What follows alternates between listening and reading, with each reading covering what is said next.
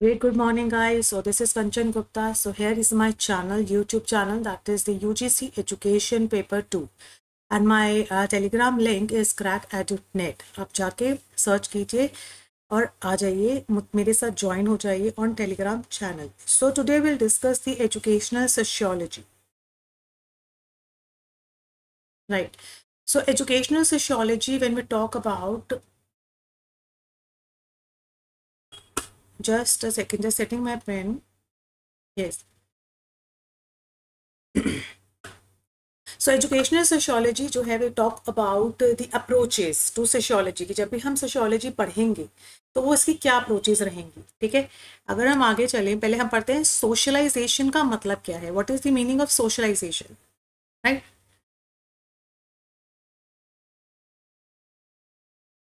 सो socialisation refer करता है, ये सोशलाइजेशन रेफर्स करता है द प्रोसेस, वो प्रोसेस जिसके अकॉर्डिंग बाय विच एक इंडिविजुअल लर्न करता है सोशल हैबिट्स को, ट्रेडिशंस को, एटीट्यूड को। ये सोशलाइजेशन का मतलब है जहां वो इंटरेक्ट करता है अदर पीपल से।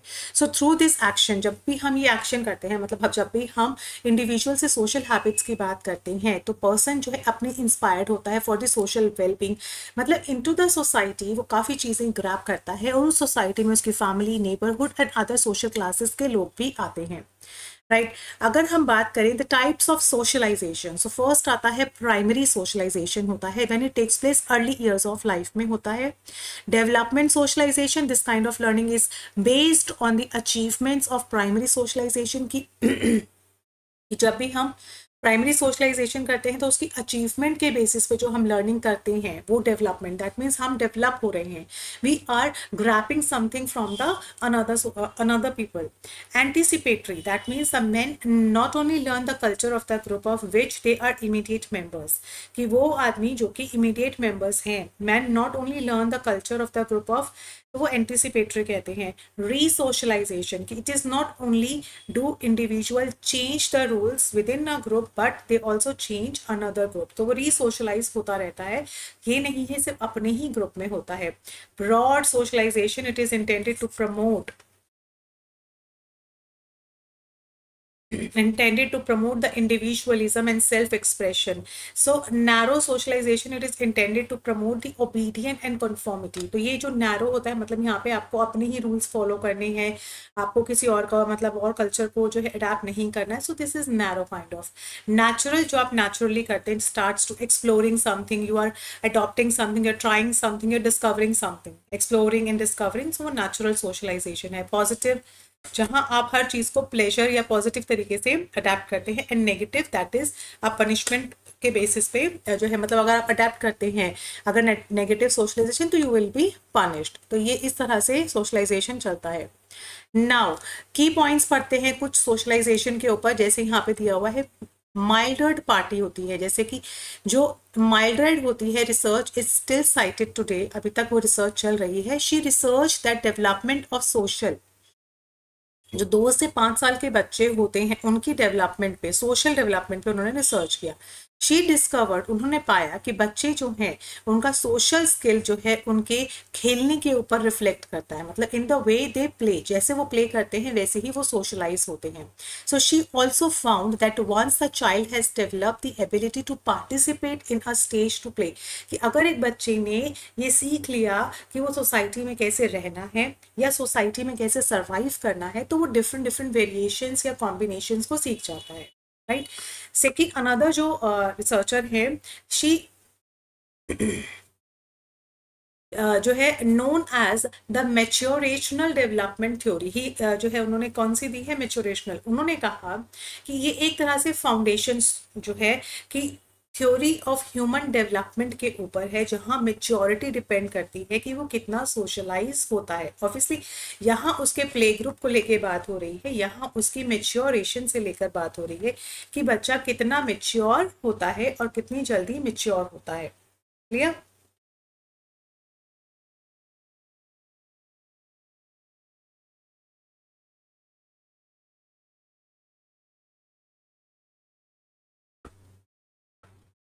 यहाँ होती है डेनिस गिलबर्ट की बात, कि सोशलिस्ट जो है Dennis Gilbert and Joseph Kahl develop the social class model. उन्होंने जो है, ये देखिए इंपॉर्टेंट पर्सनालिटीज हैं, हमको ये नाम याद रखने हैं, ठीक है। डेनिस गिलबर्ट हैं जिन्होंने कहा इट्स अ 6 क्लासेस हैं यहाँ पे, capitalist, upper middle class, lower middle class, working class, या वर्किंग जो है पुअर क्लास या अंडर क्लास, ठीक है। And we can conclude that the best known जो स्टडी है of the development of social participation is that of a Parton, right. So another personality आती है Herbert Mead, very very important personality.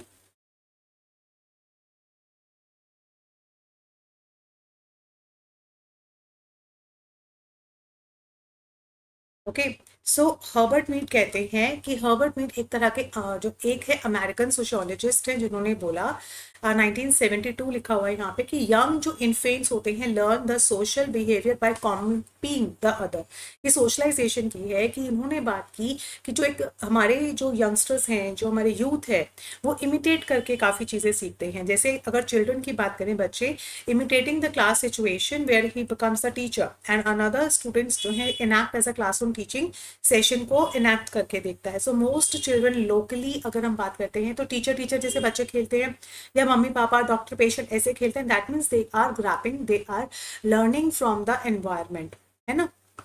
सो Mead कहते हैं theory of development of self, कि वो खुद से सीखते हैं, खुद डेवलप करते हैं, खुद को रिफ्लेक्ट करते हैं कि वो जो बनना चाहते हैं या जो वो लाइफ में करना चाहते हैं। So according to the Mead there are 3 stages in the development of self. तो आपको ये पता होना चाहिए कि जो मीड है, they have given the development of self, ठीक है। चलिए, he points out that just in human can design designate the symbolically other actors in the environment, they can symbolically represent themselves as an object। वो अपने आप को represent करते हैं जैसा वो सिंबॉलिकली प्रेजेंट करते हैं। The interpretation of the gestures and can not only facilitate the human corporation but it can also serve as the basis for self assessment. That means कि वो खुद से ही जो है सेल्फ असेस्ड होते हैं, खुद के ही जेस्चर्स से बात करते हैं। अगर हम इनिशियल स्टेज की बात करें तो सबसे पहले वो रोल टेकिंग आता है, मतलब they are taking the role जो वो सेल्फ इमेज में डालते हैं, प्ले करके या चीज़ों को टीवी पे देखकर या अपनी सोसाइटी से कोई ना कोई चीज़ को रिलेट करके, टेकिंग रोल टेकिंग, ठीक है। जिससे वो पर्टिकुलरली अदर जैसे फादर है या मदर है उनसे लेते हैं। जब बायोलॉजिकली मेच्योरेशन होता रहता है, जैसे जैसे उस चीज़ को प्रैक्टिस करते करते वो उस चीज़ को अपने अंदर ले लेते हैं इन मीन्स ऑफ गेम। गेम मतलब कि प्रैक्टिसिंग, जो वो अपनी लाइफ में उस रोल को प्ले करते हुए कर रहा है, ठीक है। एंड द फाइनल जो स्टेज होती है डेवलपमेंट ऑफ सेल्फ की, that is the individual can take the role in generalized others. फिर वो अपने अंदर जैसे उसने वो किया है, तो वो अपने और जो लोग हैं उन्हें भी इस चीज़ को क्या करता है, जज करता है, जर्नलाइज करता है, राइट। जैसे यहाँ देखिए, according to the Mead individual और जो उसकी सोसाइटी है, इंडिविजुअल और society are inseparable. So society क्या करती है, रिप्रेजेंट करती है organised interaction among diverse people. उस सोसाइटी में डिफरेंट डिफरेंट तरह के लोग रहते हैं जो कि इंटरैक्शन करते हैं और जो सोसाइटी का जो कि सोशल एनवायरनमेंट में क्रिएट करते हैं।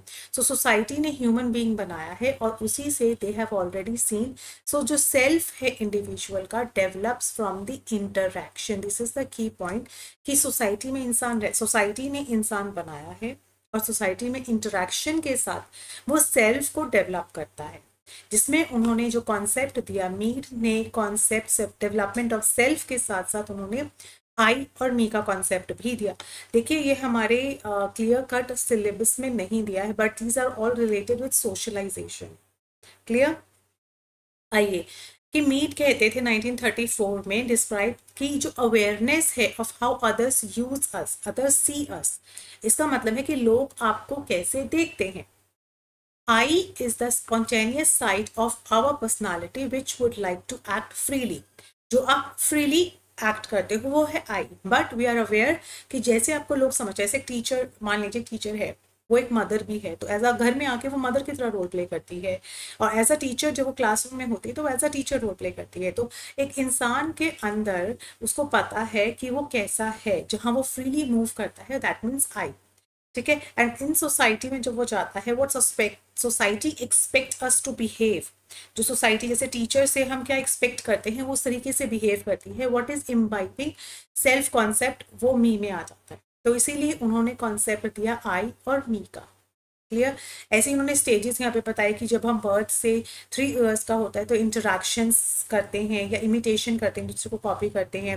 3 to 5 इयर्स में जब बच्चा आता है तो वो language, symbols, role taking stage होता है। फिर गेम स्टेज होता है, दैट मीन्स जैसे गेम में हम लोग चीज़ें समझते हैं, मम्मी मम्मी खेलना या जो है टीचर स्टूडेंट खेलना, इस तरीके से। उन्होंने 2 पार्ट्स में डिवाइड किया, इसमें और इजीली समझाया हुआ है आपको कि part of the self created through socialisation. जब हम मी का कॉन्सेप्ट है, जैसे मैंने आपको कहा जब हम टीचर हैं तो हम टीचर की तरह रोल प्ले करते हैं, और आई जब मैं एज अ मदर हूँ या तो हम मदर की तरह रोल प्ले करते हैं। लेकिन I what actually I am when I am freely जो है अपने आप को एक्सप्रेस कर पाती हूँ, तो वो मैं आई का कॉन्सेप्ट लेती हूँ। क्लियर है। सो जो मीड है उन्होंने डेवलपमेंट ऑफ सेल्फ प्लस उन्होंने आई और मी का कॉन्सेप्ट दिया है। Now the question time. Question is, आपको बताना है जो जॉर्ज हर्बर्ट मीड है suggested that the self develops through the 3 stages. 3 stages से होता है। So these stages he called as, उन स्टेजेस को उन्होंने क्या कहा, role handicap, role distance, role strain या रोल टेकिंग स्टेज।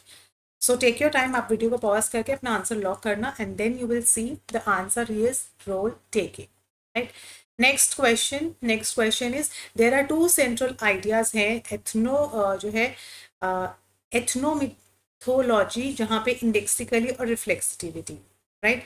देखते हैं क्या होता है। क्वेश्चन कहता है जो रिफ्लेक्सिटिविटी होती है that is the fact that our sense of the order is result of the controversial processes. ये अभी हमारा कॉन्सेप्ट अभी हमने पढ़ा नहीं है, तो इसको हम बाद में लेंगे। क्लियर। चलिए,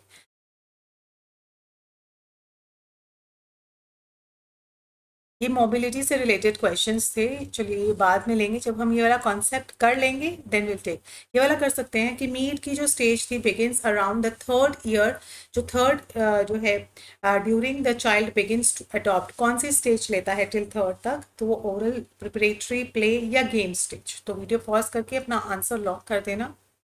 तो आंसर आता है प्ले स्टेज।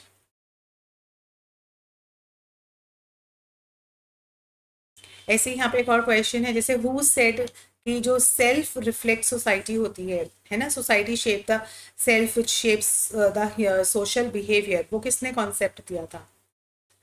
मीड ने दिया था। जहाँ पे हम आप सेल्फ रिफ्लेक्ट द सोसाइटी, जहाँ पे आपका खुद का सेल्फ सोसाइटी को रिफ्लेक्ट करता है, एंड दैट इज, इसका मतलब है कि society shapes self which shapes social behaviour. तो ये इस तरीके से जो है कॉन्सेप्ट चलता है कि सोसाइटी ने हमें बनाया, हमने सोशल बिहेवियर डेवलप किया, इस तरीके से जो है किसने कहा, ये कहा था मी। ठीक है। Another personality that is very also important personality, Charles Horton कोले। ये भी अमेरिकन सोशियोलॉजिस्ट हैं जिन्होंने best known for his study looking glass self. ये आप ग्लासेस हैं, ये जो आप ये देख रहे हैं ना, ये डिफरेंट डिफरेंट 4 टाइप्स के ग्लासेस हैं कि एक ह्यूमन की जो पर्सनालिटी होती है ना वो बहुत ही डिफरेंट डिफरेंट होती है। ठीक है। Children develop a concept of their self with the help of others, कि हम अपने बारे में दूसरों की हेल्प से समझ सकते हैं।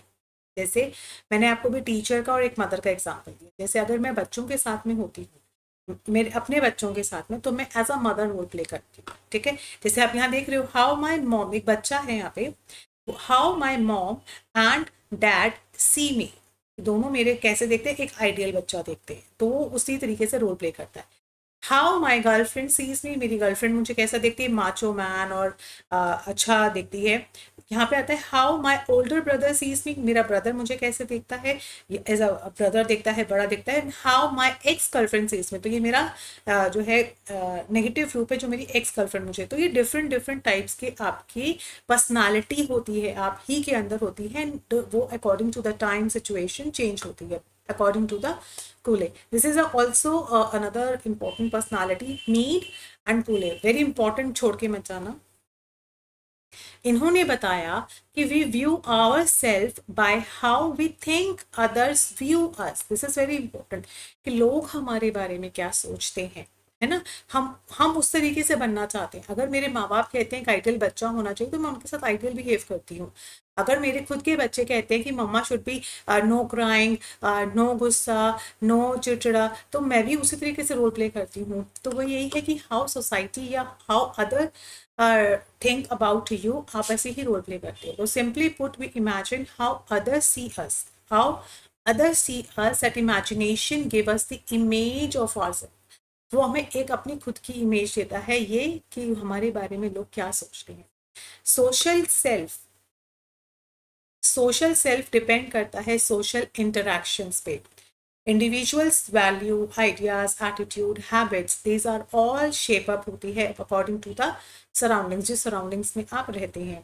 Primary group according to the Cooley के अकॉर्डिंग जो है, प्राइमरी ग्रुप कौन होता है, जिसे आप इमिटेट करते हैं या फेस टू फेस एसोसिएट करते हैं, या डायरेक्ट कॉर्पोरेशन या कॉन्फ्लिक्ट रहता है, जिनके साथ जैसे बच्चे अपनी मॉम से डायरेक्ट बात कर सकते हैं या डायरेक्ट लड़ सकते हैं, या कोई भी फीलिंग्स है सबसे पहले अपनी मॉम से बताना, या कोई भी फीलिंग अपने बेस्ट फ्रेंड्स को बताना, तो वो आपका प्राइमरी ग्रुप होता है, जिसके पास आप डायरेक्टली विदाउट किसी एनी सेकेंड थॉट के आप जाते हो। तो these are the first group. So this is all about the cooling, है ना। इनकी क्वेश्चन देखिए। Theory of looking glass state क्या करता है, क्या बताता है आपको। पहला, we define who we are through our experiences। हमें ये बताता है लुकिंग ग्लास कि हमने अपने एक्सपीरियंस से क्या लिया। सोशल जो वर्ल्ड है surroundings us has no influence, कोई इन्फ्लुएंस नहीं है on the development of our self image. ये बताता है लुकिंग ग्लास कि हमारा सराउंडिंग्स कोई लेना देना नहीं है। आवर इमेज कम्स फ्रॉम, जो है आवर ओन सेल्फ रिफ्लेक्शन से आती है self image, and what other think of us, कि और लोग हमारे बारे में क्या सोचते हैं, इससे हमारी एक सेल्फ इमेज बनती है। Our socialization comes only from our primary group and they view us। हमारी जो इमेज बनती है वो सिर्फ हमारे प्राइमरी ग्रुप से बनती है। ये भी एक जो है ऑप्शंस में है, तो आपको एक लॉक करके वीडियो को ना आप देखिएगा। द करेक्ट आंसर है सी, जहां पर हम कहते हैं कि what other think of us. ये है लुकिंग ग्लास का कॉन्सेप्ट, जो कि दिया है, ये एक अमेरिकन सोशियोलॉजिस्ट है, we should know about. Another question is कि who has propounded that primary groups are the nursery of human nature। ठीक है, ये किसने बोला था, कूले ने, हर्बर्ट मीड ने, मार्क्स ने, या रैल्फ डैंड्रॉफ ने। तो वीडियो पॉज करके आप आंसर लॉक करना। तो आंसर इज क्लियर। तो thank you so much guys. Another जो आते हैं वो आते हैं फ्रूइड। फ्रूइड ने भी कुछ सोसाइटी के बारे में बात किया, समझाया। उन्होंने भी कुछ जो चीज़ें डिस्क्राइब की बच्चों के बारे में, उनकी सोसाइटी के बारे में, वो देते हैं। जैसे यहाँ अगर आप, यस, फ्रूइड ने कहा कि Austrian neurologist and father of psycho analysis Sigmund Freud believe करते हैं कि सोशलाइजेशन डिमांड्स दैट, जो सोशलाइजेशन है वो ये क्या डिमांड करती है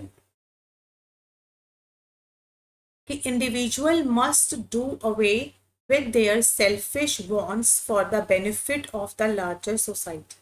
He has explained the process of socialization through three distinguishable parts of the personality। Okay, so he has described ego and superego। इससे उन्होंने सोसाइटी के बारे में डिस्क्राइब किया। ठीक है, ईग आपकी जो प्राइमरी इंस्टिंक्ट्स होते हैं, जो कि सही गलत नहीं समझते हैं। ईगो जो सही गलत समझते हैं, जो आपको नॉर्मल बिहेव रखते हैं। सुपर ईगो जो आपको ज़्यादा जो है मॉरल वैल्यूज सिखाते हैं कि या आपको और इनिशिएटिव्स लेने के लिए सपोर्ट करते हैं। तो फ्लूइड कहते हैं अकॉर्डिंग टू हिम, जो ह्यूमन माइंड होता है वो एक कॉन्शियस, प्री कॉन्शियस और अनकॉन्शियस के लेवल पे होता है। जहाँ पर कॉन्शियस अगर रीजन ऑफ द माइंड अगर हम देखते हैं, तो इंडिविजुअल जो होता है प्रेजेंट इवेंट्स से जहाँ डील करता है, जहाँ उसकी एक्टिविटीज ऑफ लाइफ चल रही है, वो उसका कॉन्शियस माइंड है। जैसे मेरा भी कॉन्शियस माइंड है, आई एम टीचिंग, मेरी जो एक्टिविटीज हो रही है डेली लाइफ में, वो कॉन्शियस रीजन है मेरा। प्री कॉन्शियस होता है जहाँ पर स्टोर्ड होती है मेरी मेमोरीज, या मेरा कोई ऐसी चीज़ें जो मेरे साथ हुई हैं। अनकॉन्शियस रीजन होता है, this is the store house of all the repressed desire, जो आप वापस से नहीं याद करना चाहते, तो वो एक तरह का अनकॉन्शियस माइंड है, आपको याद रहती है लेकिन आप याद करना नहीं चाहते हैं, because they are better experience, you want take live on your mind, आप उसे लाइव नहीं करना चाहते हो।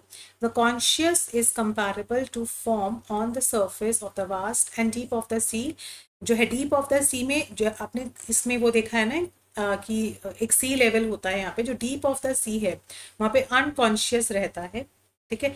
यहाँ पर जो है आपका प्री कॉन्शियस रहता है, मतलब अभी भी घटना हुई है और आपको थोड़ी थोड़ी याद है, और यहाँ आपका कॉन्शियस माइंड रहता है।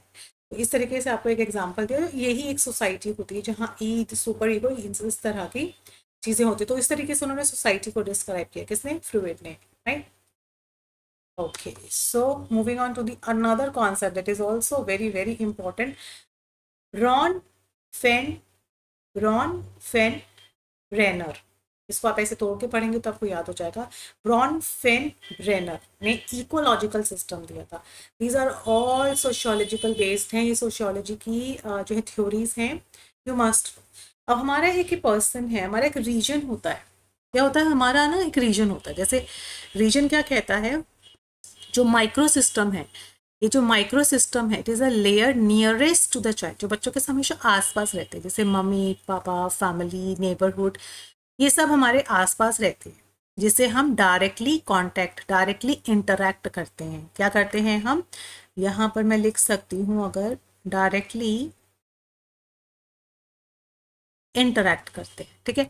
फिर जैसे अगर हम कहते हैं child have a strong and nurturing relationship होता है, जैसे पेरेंट्स के साथ में, है ना, तो ये एक तरीके का माइक्रो हो गया।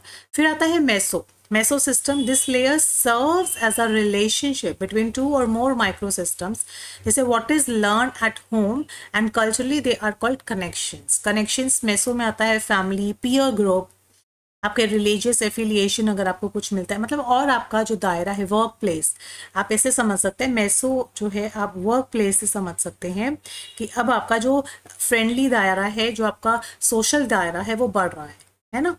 एक्सो, एक्सो होता है environment that affects how one develops, that is out of their control. So indirect जो एनवायरमेंट होता है, जैसे मास मीडिया है या कोई गवर्नमेंट है जिसका इम्पैक्ट आप पे पड़ता है, तो वो आती है एक्सो में।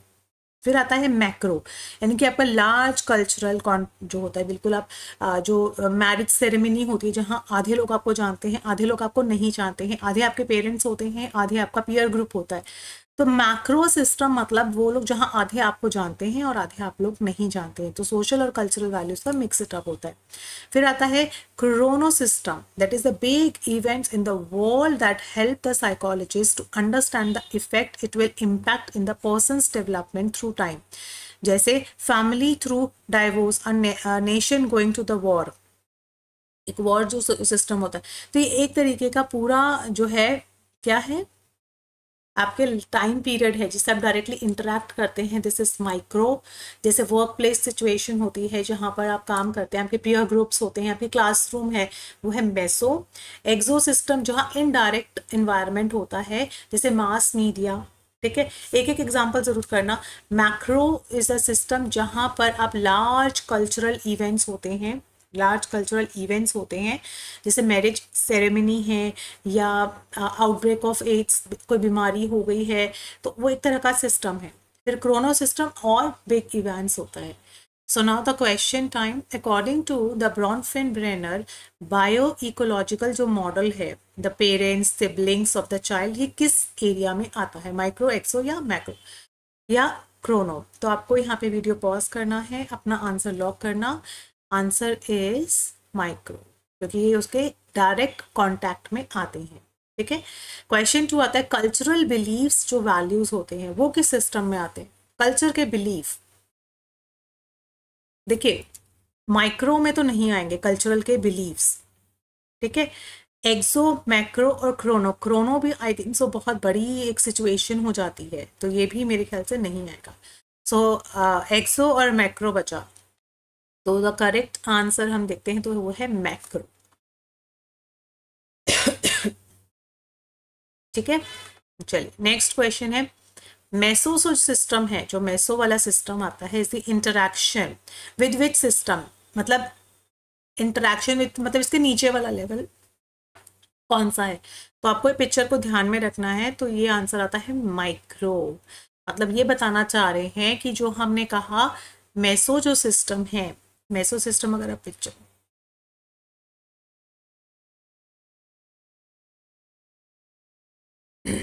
पिक्चर में देखेंगे तो माइक्रो आता है, फिर मेसो आता है। मतलब ये जो लेवल होता है यहाँ पर माइक्रो, यानी कि आप पेरेंट्स से भी तो बात करते हैं, नेबरहुड से भी तो बात करते हैं।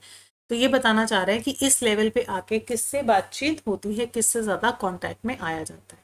ठीक है, चलिए मूविंग ऑन। ये भी क्वेश्चन हो गया है हमारा। अनदर क्वेश्चन देते हैं। Dash is the environment which child is not directly involve, जहाँ पे बच्चा डायरेक्टली इन्वॉल्व नहीं होता है लेकिन उसका थोड़ा बहुत इन्फ्लुएंस आता है। तो माइक्रो तो है ही नहीं, ठीक है ना। मेसो भी मेरे ख्याल से नहीं होगा। तो एक्सो या मैक्रो सिस्टम होता है, तो उसका एग्जाम है एक्सो। ठीक है, इसको कहते हैं एलिमिनेशन। जो आपको पक्का पक्का पता है ही नहीं आंसर, तो आप उसको ऐसे ही मार्क कीजिए। ठीक है, which system relates to how things change over time.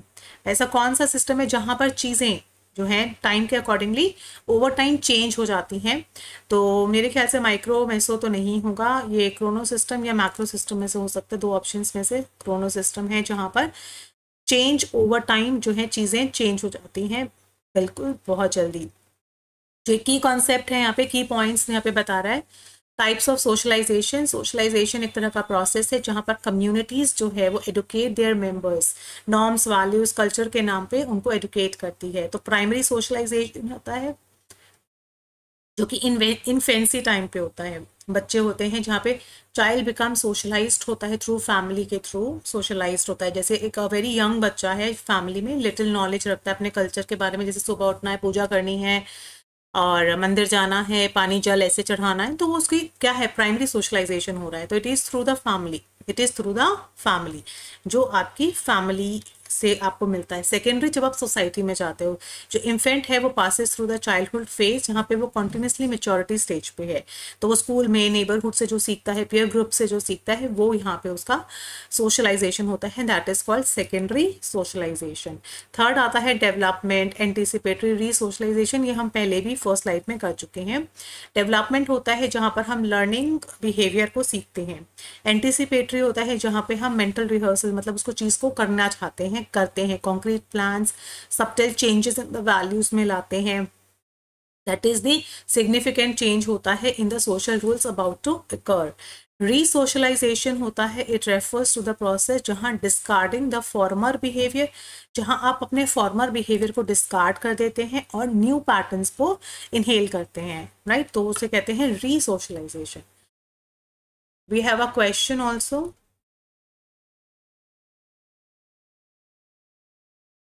जैसे है, what is the responsibility of the teacher for proper social development of adolescent. Adolescence जो बच्चा होता है उस टाइम पे, जो बच्चे का सोशल डेवलपमेंट होता है उस टाइम पे टीचर की क्या रिस्पॉन्सिबिलिटी है।